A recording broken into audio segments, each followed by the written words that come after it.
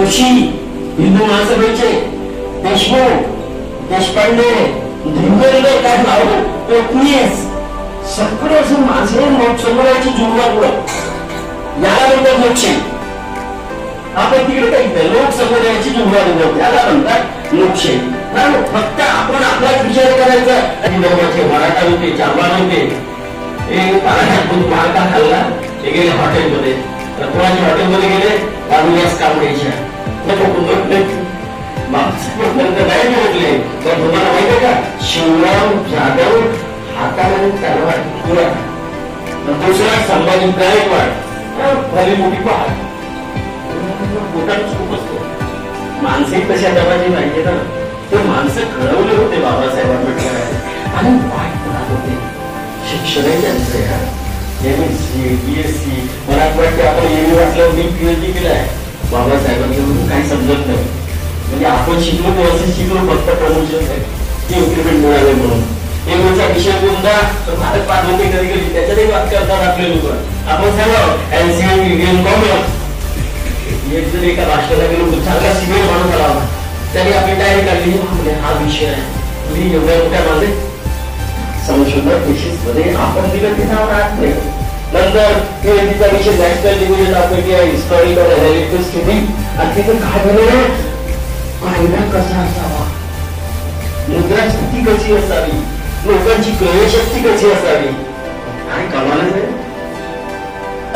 त्यालाच आपण म्हटलं evolution of finance of India, असंच आहे की नाही.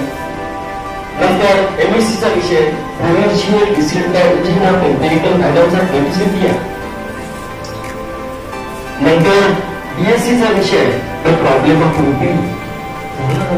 अंतर झालं सगळं तुमचं एवढं मोठं असल्यामुळे त्यांच्या विचारांना, त्यांच्या व्यक्तिमत्वाला ते हारले तरी जबरदस्तीने राज्यसभेत घेऊन गेले.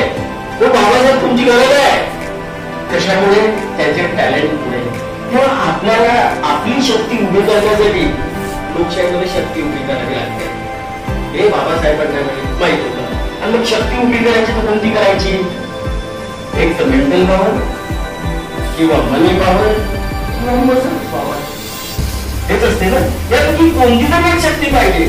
काही शिकवणार असेल पण पैलवान असेल, 2-4 हजाराच्या कच्चेच मारला असेल, पैसे येते. त्याला बसल्या बसल्या मिळते, तोही पॉवर महत्वाचा आहे. बसवण्याचा विचार करताना एकांगी करू नका, आणि धर्मातीतपणा असला पाहिजे, राजकीय संस्कृती असली पाहिजे आपली. त्यासाठी राजकीय सामाजिकीकरण करावं लागतं. हे राजकीय सामाजिकीकरण आपल्या समाजात गरज आहे. आपला एखादी कितीही इमानदार माणूस आहे, तो समाजासाठी राबत आहे. 2-3 दिवस जर बाहेर राहिला तर त्याची पत्नी लगेच त्याला फोन करते, तो काय केव्हा येणार आहे, पण काय झालं, अजून नाही, सकाळी तो पडून जाऊन राहिला. ही फॅक्ट आहे. आणि तिकडे तो 3-4 दिवस जर तिकडे राहिला आणि आता येणार आहे, तर हे बाई त्याची ओवाळणी करते, आला माझा हिरो म्हणते, तीर मारून आपल्या इकडे वरात काढते. मग कसं तरी कामं करतील या चळवळीसाठी काही लोक पाहिजे ना, सतत लोकांमध्ये. अरे बाबासाहेब तरी कोण राहिलेले आहे, 23 पासून 27 पर्यंत किती वर्ष, 30 पण नाही, शक्य नाही. एक दिवसाचं वर्कशॉपच केलं, तुम्हाला आता पुन्हा लगायला चळवळ कशी उभी करायची अशी मी अपेक्षा करतो.